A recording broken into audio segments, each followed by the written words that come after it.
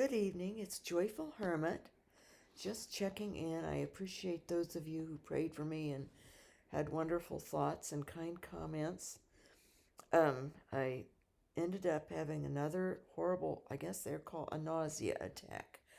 And I went to ER one evening, a nearby one that was small, and they didn't have a specialized MRI that would be needed. And you have to have one when you have a pump in you. You have to have one that can handle the pump. It's an extra special kind that will not be bothered by the metal that gives off refracted light. And but they did a scan, and even though it did have that, as I reported before, it showed a very enlarged bile duct. This young ER doctor said, very large, opened up his eyes. And he had consulted with a GI specialist who happened to be of the same group that I'd gone to a little over a month ago for an endoscopy and a colonoscopy to try to figure out why I keep getting this nausea problem. And which I have always felt is from my arachnoiditis, the spine issue. And arachnoiditis eventually will paralyze the intestines, the bladder, and the lower limbs if you live that long. But arachnoiditis doesn't kill you. But eventually, if you happen to have a long life, these other things will happen, because arachnoiditis is neurological from the spine and sends out all these strange symptoms. You get strange symptoms from the nerves that come out from the clumped up nerves that are in the spine, where the point of the puncture or the cut of the arachnoid membrane occurred at some point in your life. And me, it was back in 1987 during the second back surgery, or it's an outside chance, could have been from a myelogram they did a couple of days before my surgery. Back in 1987, they were using a dye in myelograms that would cause the arachnoiditis too. So who knows? God knows. But I ended up the next day having another terrible problem with nausea. And I was able to eat some breakfast, and that was okay. But I couldn't function. And so that was part of the problem. I ended up having to go back to ER, and it was a different ER. My neighbor took me, which was very kind of her, and was there for quite a while. It was a larger hospital, and had the MRI later in the day. They got the nausea under control with an IV, as they had the night before, with some kind of a very strong anti-nausea medication. So I thought I was going to be okay to have that nausea gone. Was great. Thought, oh, good, But no, I did have the MRI and had the results of it. And the second night, ER doctor, an older doctor, not super old, but a very large man, and he told me that the MRI showed that the bile duct wasn't all that large. He says, "Oh, it wasn't really anything much and nothing to worry about." And I can sort of tell with people. Well, I can tell a lot about them. I get these sensations, and this doctor, I could tell, was bothered by my having to be on pain meds. And he at least said that he was familiar with arachnoiditis. But I don't think he really was. I think he'd heard of it probably. But he wasn't all that familiar. We didn't know enough about it. So that when I said, he says, "Well, nothing to be done. You need just go home. And he says, "Of course, you were here yesterday." Well, it wasn't the same building, but online they could tell it was the same hospital group. And I said, no, I wasn't here before. And I explained why I had come, that at the hospital before, the ER doctor said, if it comes back, get back to the hospital right away, because they weren't finding any infection in me. And that would mean if I had another upswing of bad nausea, that I was possibly having infection. And I wasn't jaundiced or anything, but you don't know if you're going to have, if it's an infection or why this nausea came back up in me. But he says, if you get bad again, get back to the hospital, get back to the ER, which is what I did. But this other ER doctor at the larger hospital, he had other ideas. People assume things. It's what I've mentioned before that I'm learning. Do not assume things. Do not assume. Unless you have pretty good ideas by what they're saying that it's true. So they were quickly ready to have me gone, this doctor was. And I was sort of done. I really was. I was tired. And but I started thinking while I was waiting for the results of the MRI, why am I even here? Because they got the nausea down with the medication through the IV. But I did ask the nurse, what am I going to do tomorrow when this is worn off and I have this terrible nausea again? And I got to thinking, why am I there? Why does the Lord have me there? Well, I had met a young woman who was a tech aide there, and she's the one that brought me back on the gurney from the MRI place in the hospital, and we had the most wonderful conversation. She is trying to work, she's working at the hospital just to get more exposure to the medical world, know a little bit more. She wants to be a doctor, but she needs to earn money, and she is earning money now in the hospital and learning about the medical practice more. Then she's finishing up learning to be a massage therapist and will earn her way through medical school by being a massage therapist. And she said she didn't know if it would make it or what, but I talked to her about something that I learned. I was 33, when I had this car accident, and the husband left. And by then I had 3 children. But I was willing and planning to get another career to better take care of my children, especially when they would get older. I was planning to get out of teaching profession, out of education administration. If I could get into that, once the children were older, that I could be later at work. And I felt if I went back into teaching, I could be with the children all summer, which is what they needed. They needed a parent. They needed their mother.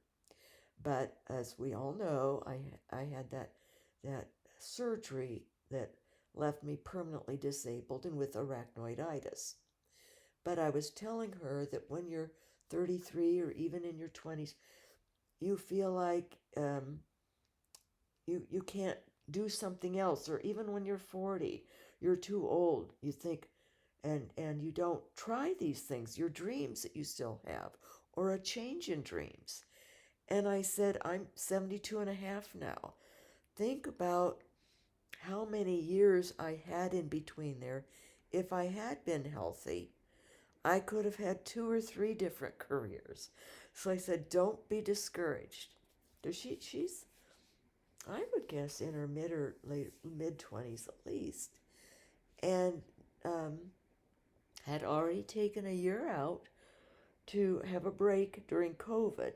It was, and then to figure out what she was going to do. And she worked part-time someplace, then got the hospital job, has worked there a little over a year while she's taking these massage classes on the side. And then she'll do that part-time and then go into med school. And she kept saying, if I make it through, she says, I know it's hard. And I said, even if you don't, it's okay. There'll be something else. I said, but I think you will make it through. She seems very bright, and she makes plans, and she isn't afraid to set up what she needs to do in order to get through something on her own and to take the time to do it. And that's why I was telling her, I said, you already are realizing that you have time ahead. When you're 33, your life isn't over. I even knew that of myself when I was 33. And I started even after the back surgery, when I could drive a little ways and lay on the floor someplace. I started getting this doctorate in clinical psychology and got over, it was such my thing. I got over half a coursework of it, 55 units, rather rapidly and easily, because it was my thing, it was my gift. But it was during the intern hours that I would have pain sieges, and if I missed the class, I could make that up. When you have a client who's bonded with you and in a crisis, and you don't know when you're even going to be through the pain siege to meet with the person, then that's a problem. And I realized that I wouldn't even be able to really necessarily fulfill the intern hours to get this. I had to do, I think, 150 or 200 intern hours. And I had done maybe 40 of them, and then this pain siege hit. So had to quit that. And then I realized I was continually getting worse, that there was no career, no even volunteering for me. But I did learn, and that's what I told this young woman. I said, I did learn that even when you think something so big has ended your life, like a divorce or something, that a huge chunk is over, and that already you have 3 children, and what are you going to do? And then you are disabled or something, life still goes on. I said, I just decided to start doing some videos, more in earnest than I had done before. And I said, I'm developing a network of wonderful people, strangers, even from different countries in the world. And I said, it's been a marvelous, like a new experience, an adventure, a new journey from my bed. I just lie there and talk into my laptop at them. And they send back the most positive comments and encouragement. I said, some of them are praying for me even now that I'm here.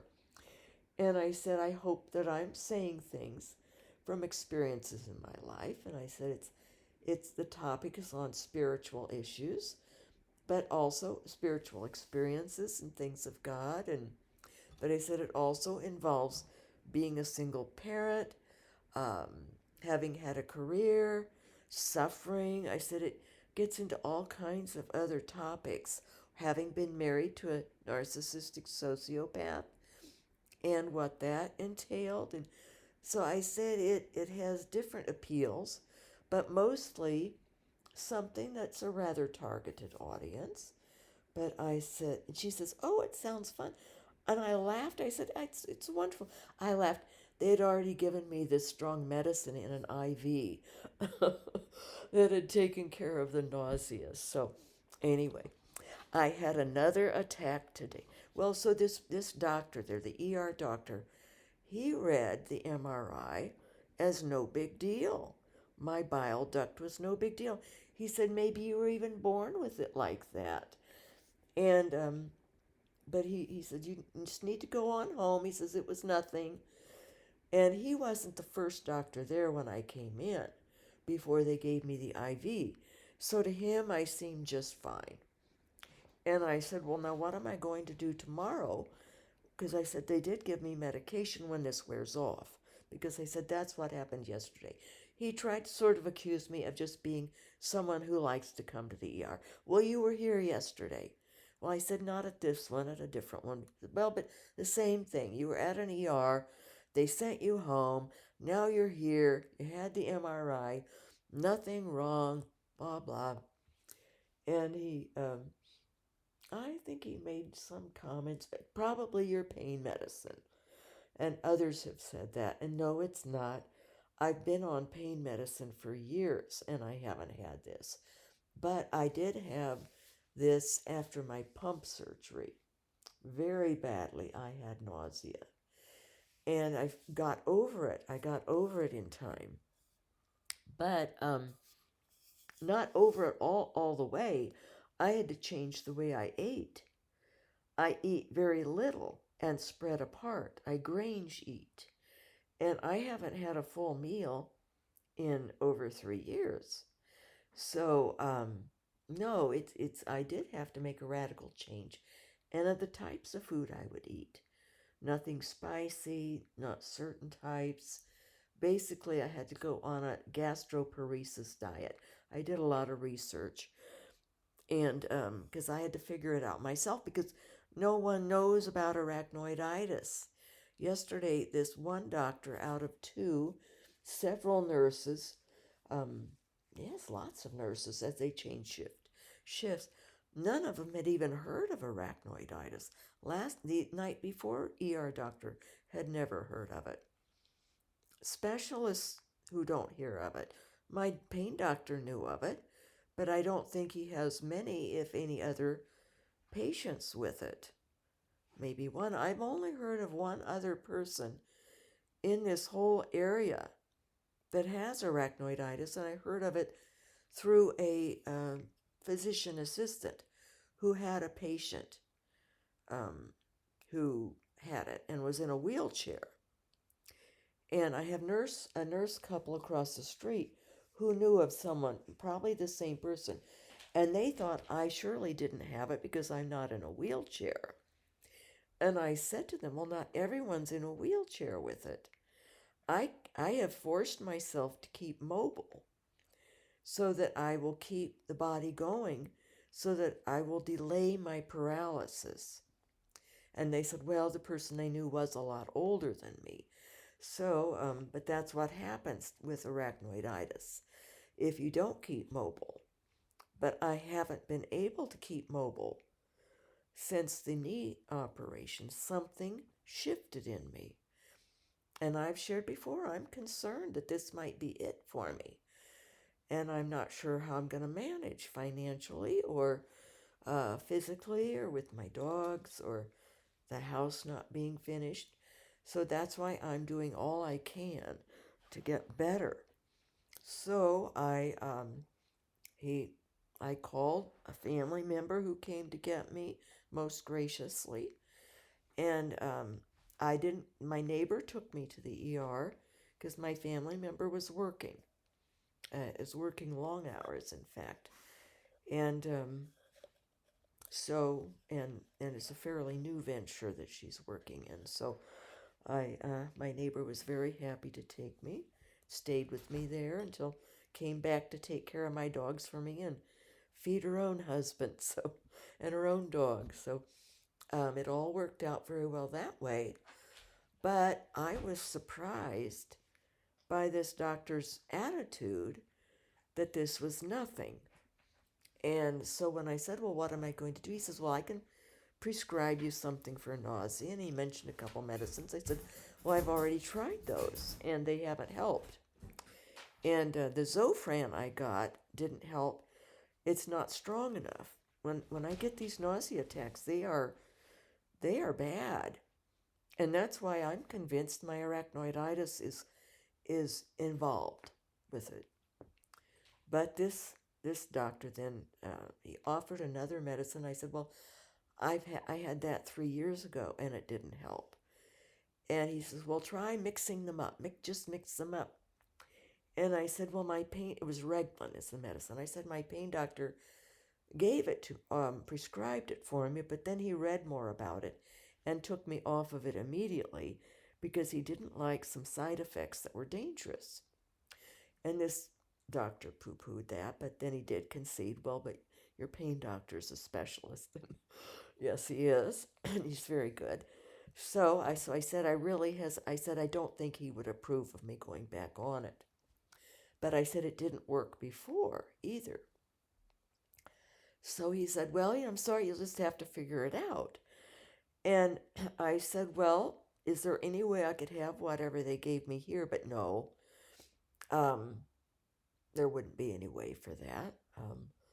So I did find out it was Sofran that they gave me, but a very, very high dose.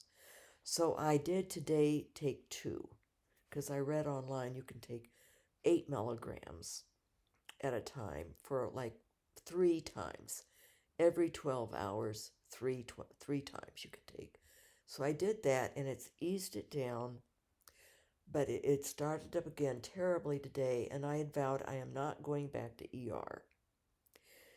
I'm just not going to go through that again. Although I had decided that God had me there for that young woman to help encourage her, and I got to know her name, and I'm praying for her, and I have a great aunt who died when she was young of ruptured appendix back in the early 1900s, and her name was the same, Lily.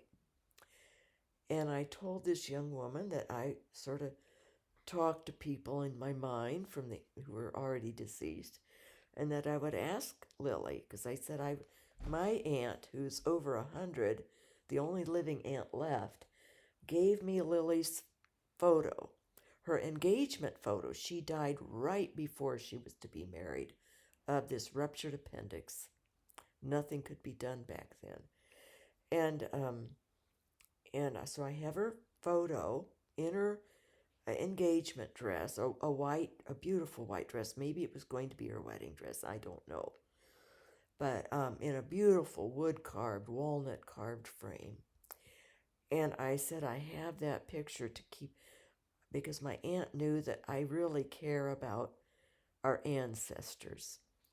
And so I said, I'm going to ask Lily to be like a guardian angel to you, and to help you get through med school or whatever dream you have. Because this young woman was just a lovely young woman to take the time to talk to me. She says, you just seem, like a nice person or something. And I laughed and I said, well, I don't get many compliments. But when I mentioned about this venture of my videos, I said that my psychology friend, Dr. H, said how he liked it. He says, you don't get positives. And he says, I like this because you're getting positive feedback. And I like it too. Anyway, so this is the situation. And I tried eating a little today, but I finally figured out, I think, what might be. The problem is I think my intestines and stomach have stopped functioning very well. I think they're very slowed and in the process of not working. And so I can eat something in the morning, like a little bowl of cereal, and even start to drink a cup of tea with a little protein drink in it, green tea with protein drink.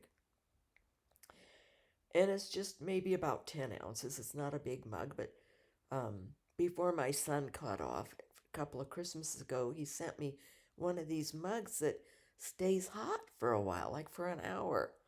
You put it on a little base and it's plugged in and it got some kind of electronics in it. I was so grateful for that because I lay here and it just can stay there and stays warm a long time.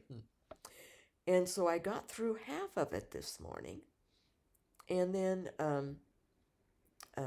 stopped drinking it, and then about an hour later tried to drink it, and evidently my stomach hadn't moved out what was in it. And also I can sometimes just take a bite or a sip and it just feels like nothing more will go in, even though I've just had a little bowl of cereal or something. And so this nausea attack started, and it was terrible. And so that's when I thought, take a Zofran and even take another, and got on top of it finally. But that's when I realized that I think my arachnoiditis is indeed behind it, even though last night's ER doctor, who said he was familiar with arachnoiditis when I asked him if he knew about it. Um, he disagreed that this could be anything connected with arachnoiditis. And I said, but he says, so, check again with your primary care. I said, well, that's a nurse practitioner. And of course, she thinks it's from pain medicine, which it's not. I've taken pain medicine for years. I haven't had things like this. And my pain doctor, if he changes me onto another one, which he did with the knee surgery, tested it first to make sure I had no reactions. I tend not to react to medicines anyway. But, and the pump medicine, we had to trial that first before, he could make sure it would work and not give me a bad reaction or make me sick. So, he said, no, I don't think it's anything to do with that. And I just had to mentally think, but I'm the one who's lived with this for 36 years and who researches it. Because I don't know any doctors who, my pain doctor, familiar with it, but he hasn't had it. And he doesn't have many patients. If maybe I'm the only one, I don't know for sure. And it's hard to even find things on it. You get into the abstracts. 3 years ago, they didn't have anything about nausea. I had to dig deep and found something on it to know that my pump thing was causing the nausea from putting the tube into my spinal cord area that affected the arachnoiditis. So anyway, I'm pretty sure this is what it is, and I've thought about God a lot today and why this is happening. And he wants it this way. And I can't be panicky. I have to accept it. And just trust in God that I can get on top of it with the Zofran. But I decided also that I should, because it's not moving through, maybe in the morning just eat a little bit, like have maybe 4 or 5 bites of something every few hours. Because otherwise, yesterday I ate nothing until at night I was so filled with this medicine that kept the nausea down. I had a piece of naan. That's an Indian bread. Costco sells it. I hadn't had it since I'd had a course in India back in 1970. I was in India for 5 weeks. And so it's, I really like it. Reminds me of that wonderful time. And so I had a piece of that with some peanut butter on it last night. And that was all I had. And then this morning I had a little bit to eat and then had the nausea. So I think that my intestines and stomach are gradually paralyzing. They're not moving right. Things aren't going through very fast at all. Like in 3 hours, my tea, I couldn't drink more. It was, just felt like it was not moving and made me very ill, very nauseated. And a debilitating kind of nausea that I did have to really talk to myself about. You don't dare get your neighbor to take you to the ER again. They can't do anything for you. But I did call and I think God sort of put these things in my mind of what to do because I asked for help. And the idea was to call the gastrointestinal place. And it was odd also because they told me yesterday I called them, and they said what ER to go to because they said they actually had a doctor there from their group who they would call and say I was coming and to let the ER people know, and they would call for him to come. I told the ER people, and I don't think anyone ever called this doctor. They said, well, we have our own doctor here. I said, yes, but this one is a specialist. And the group wanted him called because they're telling him that I'm here, that I'm going to be here. And he needs to know that I've arrived. But I don't think they did. It was strange. I sensed that there was like medical competition going on, ego, and in the ER doctor in the evening, that I think he just wanted to say that he was familiar with arachnoiditis. I don't think he wanted to admit. The one the night before readily said, "No, I've never heard of it," and I could explain a little bit then. But and it is hard this is mostly for people who suffer, this little video, and to rely on God. But I understand that if you have to take opioids for what your issue is, or some other kind of medicine that is like people think, oh no, oh my goodness, it's going to be rough for you when you go to an ER. And it is. The first night the nurse was somewhat, but the doctor wasn't. And then the nurse turned totally around when she understood.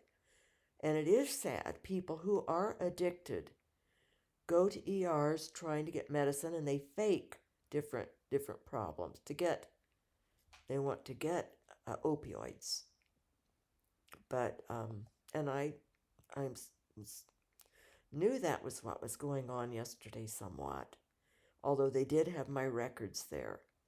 But then they glum onto this, well, it's because you take them. That's why you're sick, Oh my gosh. Oh Lord, why did you give me something rare? Why did you give me arachnoiditis? Well, because he wanted to make sure I wasn't going to leach back out into the temporal world. That's why. And he obviously doesn't want me playing pickleball. But ask the Lord for any help you need when you're sick or otherwise. And so the Lord put in my mind, call this group and ask them to have one of their specialists look at my MRI, to get it from the hospital, it's online, and to look at it and see if truly there's nothing to be concerned about with this bile duct. Because I found it strange that the first ER doctor who had called this group, not knowing that I had been to them, that was the group I had gone to earlier to make sure I didn't have something physically wrong, they're the ones that said she needs to get this MRI, and if she gets worse, she needs to come back right away. But what is messing it up is that I don't have jaundice, and I don't have any sign of infection. My gallbladder seemed fine on this MRI. So, and the bile duct, this other doctor said, didn't seem all that large. He said, maybe you were born with it like that, Well, maybe I was. Could be. But the other night's doctor, I look at faces and sense things. And his eyebrows, his eyes open, he says, this is very enlarged. He says, and you need this. He says, I can let you go home. You don't have to be hospitalized because you don't have infection. But if you get worse, you have to get right back to an ER. And so, he put that fear in me a little bit, that warning. So hopefully the group got my message. Then I left it on a nurse's line, and I'll have someone else look at it. And then otherwise, it's back to what I've thought all along since the pump surgery, and I've had little bits of it. But this has been growing. And as one of the viewers wrote, who has a lot of illness and has been in chemotherapy and things, it's a vicious cycle. If we could get up and move around and be more active, I could probably keep the intestines and the stomach more moving and more blood supply and oxygen and muscles and going. And but when you get these attacks, I can't. So I've been ill in bed now for 6 days. I had 1 day before that, then I was ill. I had 1 day before that, then I had 3 days down with nausea. All this going on. So It's just how it is. And I also thought about these things I've been reading from 35 years ago and that I put together 30 years ago, but about the different messages God gave me. And I was getting into the parts about suffering. And I think God knew I would need to be reminded why I have this and why the suffering and what my goal was going to be with the suffering was to glorify God with the suffering and to help others. And how the last one in the last video I did, this sister Lucy was explaining to me for the first time in my life how we can offer our suffering to God and to be utilized for others. So when this family member texted, and because I'd finally called, I guess I'd texted and then the person called, what's going on? I said, well, we're on the way to the hospital and stuff, and I'll let you know later. And texted later, and what's happening. And so on the drive home, I said, well, she's got different things going on in her life that are stressful and things not going so well in different ways as people in the temporal world have. So I have great empathy. And I said, well, I offered this added suffering, this added upsurge of nausea as prayer for your situation. And she said, well, the meeting today went very well. And so I said, good. God is utilizing it. And we have that. God wants to hear from us. So if you have an intention you want your suffering to go for, offer it to God. He'll use it if he wants or not if he doesn't. But God loves to hear from us and loves it when we listen and pick up the little nuances. And maybe someone else who doesn't believe in God would say, well, you just thought of that to call that group, that gastroenterology group. But no, I didn't. I could tell it was a thought that came. And thoughts are created by God if we've given ourselves to God. And so I thanked God for giving me that thought. And we'll just see what happens. I was disappointed when this doctor last night said that it's not anything, there's nothing wrong. Because I know there's something wrong. And I knew if it wasn't going to be a simple gallbladder through the navel surgery and a couple of weeks of recovery and then I would be fine, then I knew it's probably my arachnoiditis, unless they didn't find anything else. So, and I know if it's my arachnoiditis, this is going to be tough going.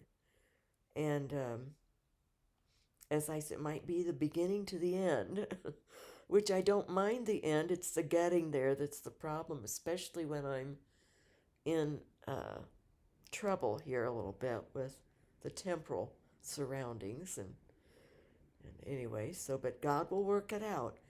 I'm still thinking that I will give it my all if I'm not sick with nausea tomorrow, if the Zofran doesn't work, 2 of them at once, that I can start trying to do some kind of gentle exercises to build up gradually.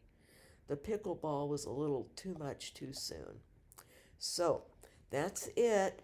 A lot of chatter. If you can get anything from it. God bless his real presence in us, and let us love as God loves. Let us learn to love as God loves. I had to work on that with that doctor last night and a nurse yesterday. Had to work on that, loving as God loves. So it's a practice and it's a gift. I'm going to keep praying for God to give me, to help me learn to love as God loves. Till next time.